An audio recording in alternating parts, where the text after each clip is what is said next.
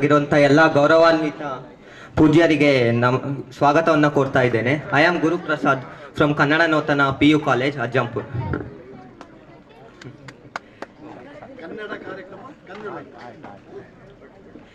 ಎಲ್ಲರೂ ಕನ್ನಡದಲ್ಲಿ ಒಂದು ಗಾದೆ ಇದೆ, ಕೇಳಿರ್ತೀರ. ಅರ ಮುನಿದರೆ ಗುರು ಕಾಯುವವನು, ಗುರು ಮುನಿದರೆ ಕಾಯುವವನ್ಯಾರು ಅಂತ. ಈ ಗಾದೆ ಮುಖಾಂತರ ನಮಗೆ ನಮ್ಮ ಭಾಷೆಯಲ್ಲಿ ಗುರುಗಳಿಗೆ ಎಷ್ಟು ಸ್ಥಾನಮಾನ ಇದೆ ಅಂತ ಗೊತ್ತಾಗುತ್ತೆ. ಇನ್ನು ನಾನು ಗುರುಗಳನ್ನ ಹಣತೆಗೆ ಹೋಲ್ಸೋಕೆ ಇಷ್ಟಪಡ್ತೀನಿ.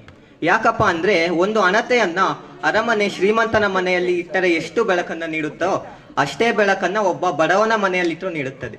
ಹಾಗಾಗಿ ಈ ಗುರುಗಳು ಭೇದ ಭಾವ ಮಾಡದೆ ಎಲ್ಲರಿಗೂ ಸಮಾನರಾಗಿ ಶಿಕ್ಷಣ ಕೊಡ್ತಾರೆ. ಹಾಗಾಗಿ ನಾನು ಈ ಗುರುಗಳನ್ನ ಒಂದು ಹಣತೆಗೆ ಹೋಲ್ಸೋಕೆ ಇಷ್ಟಪಡ್ತೀನಿ.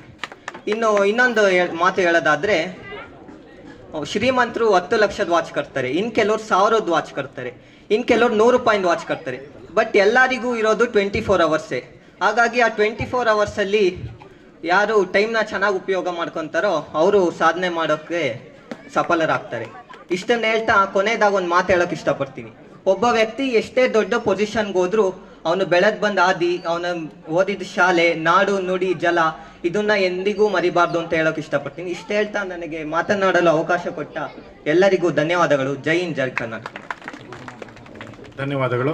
ಈಗ ಉದ್ಘಾಟನಾ ಸಮಾರಂಭದಲ್ಲಿ ನಿರೂಪಣೆ ಮಾಡಿದಂಥ ಶಾರದಮ್ಮ ಮೇಡಮ್ ಅವರಿಗೆ ಪರಮಪೂಜ್ಯರಿಂದ ಆಶೀರ್ವಚನ ಗೌರವ ಸ್ವೀಕಾರ ಮಾಡಬೇಕು ಅಂತ ಕೇಳ್ಕೊಳ್ತಾ ಇದ್ದೇನೆ. ಇದಾದ ನಂತರ ಪರಮಪೂಜ್ಯರಿಗೆ ಕಾಟಿಗ್ನರೆ ಗ್ರಾಮಸ್ಥರು ಅವರಿಗೆ